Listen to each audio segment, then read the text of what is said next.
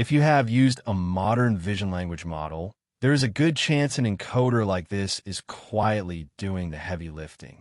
SigLIP, from Zhai and colleagues at Google in 2023, trains an image encoder and a text encoder to agree with each other, much like CLIP does.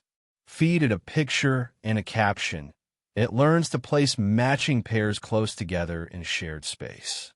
But it changes one thing that turns out to matter a lot: the loss function. And that single swap makes it simpler, cheaper, and stronger. Today we unpack why that tiny change ripples all the way out to how you train and how well the model classifies. The whole story lives in one comparison. So let's put CLIP and SigLIP side by side. CLIP uses a softmax contrastive loss. For every image, it has to normalize across every caption in the batch, and for every caption across every image.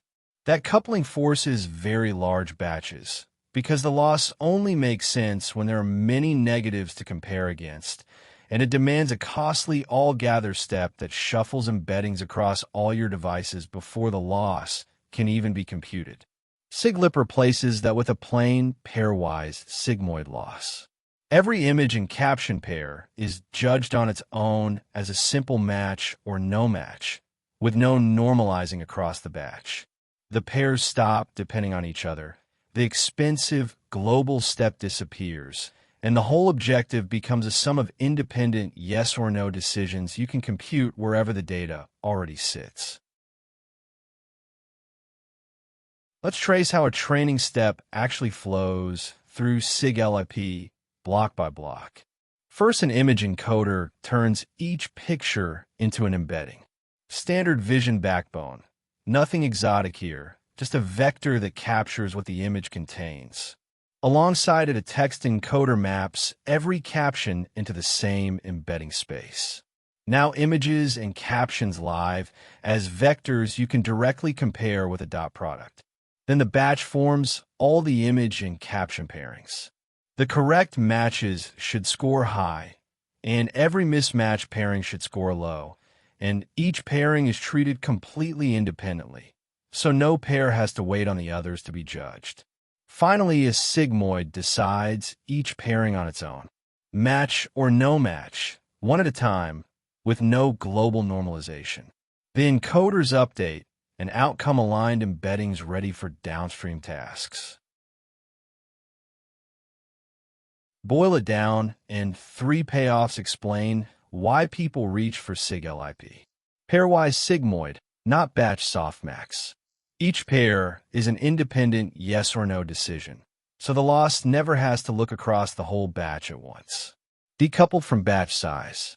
Because pairs are independent, it trains well at small batches and enormous ones alike. It drops the costly all-gather CLIP relied on, and it removes the pressure to scale the batch just to make the loss behave. Simpler and stronger.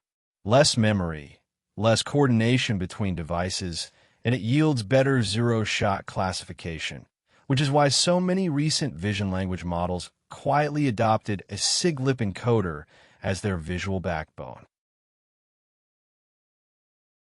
All right, let's keep the essentials.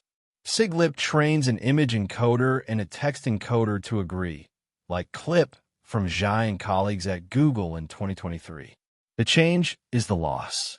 It swaps CLIP's batch-wide softmax for a simple pairwise sigmoid on each pairing.